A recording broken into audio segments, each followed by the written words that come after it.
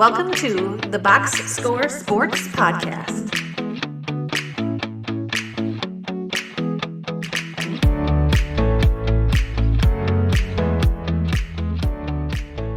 There's whatever. So let's just go in order. We'll start with the winners, then we'll do losers and lukewarmers. So give me your first winner of the first week and a half of free agency.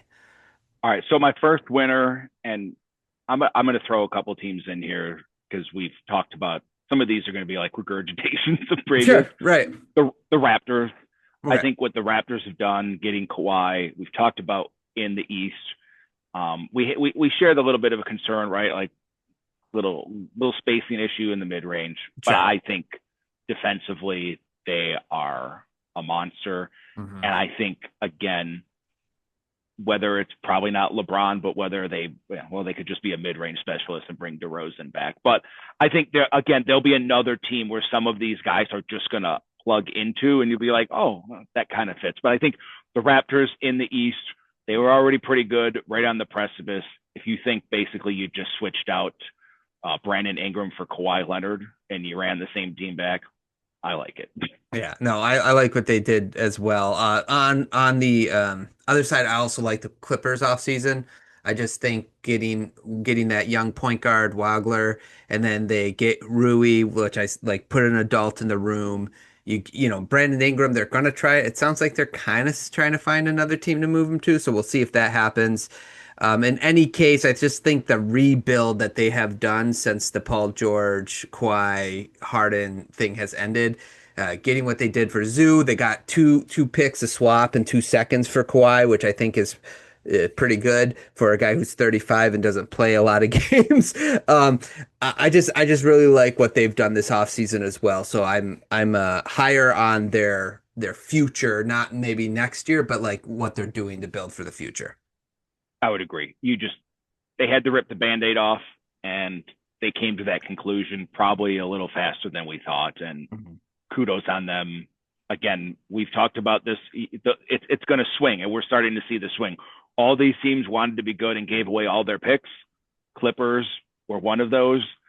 Well, now you just got to change the table and get those picks back, and grab them from other teams. Yeah, exactly. Give me another winner. I'll build it off of, you just mentioned the Clippers, the Bucks. Obviously, they're not like, quote, a better team. I mean, they might Mhm. technically win more games next year. They only won 32 last year. So it might be a weird dichotomy. But again, similar to the Clippers, they basically had no control of their picks. Now they got 7 total first with swaps, 4 seconds. And we've kind of seen it with um, the trade with the Pistons that just got finalized, right? Like you trade 2 guys for one, take on $7 million, get 2 second-round picks back. You just got to build the assets back up. And like I said, he might not even make it a week or 2 weeks or into the season, Karis LeVert, because it's an expiring deal. And if they don't extend Tyler Hero, they have like $74 million of expiring contracts like after this year. So you start the churn process. And again, if you can pick up seconds to take on a few $1 million or maybe a first swap, this is what you got to do to build it back up. And you just hope the guys you draft or some of the guys you got in the trade turn into something. Yeah, I liked what they've done too, and again, with Hero and maybe even Turner, maybe like Levert too. Who knows? Like once these dominoes drop, there might become desperate teams to be like, actually, you know what? We could use a secondary ball handler off the bench. We'll give up, because in this expiring deal, you could be like 2 picks or a second round pick for Levert. Let's just do that. Or Hero get traded, whether it's now or by the trade deadline for a team that's really looking for shot creation. And same with Turner and being a center. Because I think after this year, he only has one more year left on his deal, correct, Turner? One Was and a it player option. okay, one in a player, so 2 years. So, but it's still for a center getting paid 28, 29 million. It's not bad considering what some of these other guys are getting paid. So, yeah, I do like what they've done and what they've set up for maybe even more asset accumulation, which is nice. I'll go Hornets. Hornets a winner for me. I still am in the boat. I would have loved to seen them run it back one more year, but I understand why they got rid of LaMelo.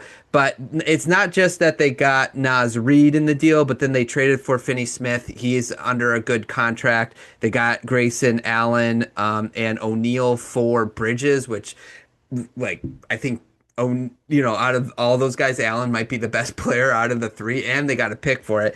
And then they also re-signed Kobe White. So they're definitely building their team around allowing Khan and Miller to kind of take over and be the playmaker and the primary ball handlers and the focus of the offense. And I think I like that. So I'm going to give Hornets a winner for me. Welcome to no, it's just, I think the Hornets are going to come out like a lot of people when we get close to the season are going to say loser because maybe they don't. I think they won 44 games last year. Mm-hmm. They may not get to that right next year, but along with what you said, they added capable players. They want their younger guys to kind of grow into roles. They also just have a ridiculous amount of assets now. Yeah, and if you're always in that game for the next guy, Anthony Edwards, Jokic, whatever happens, like coming this year, you never know. You're one of the teams that can be like, look what we have with players without having to give up players. You can now have a credible offer.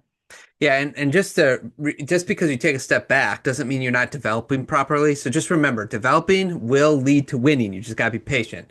Winning doesn't always lead to development. So I think they're doing right by their team by developing those young guys, see what they're capable of. Give me another winner.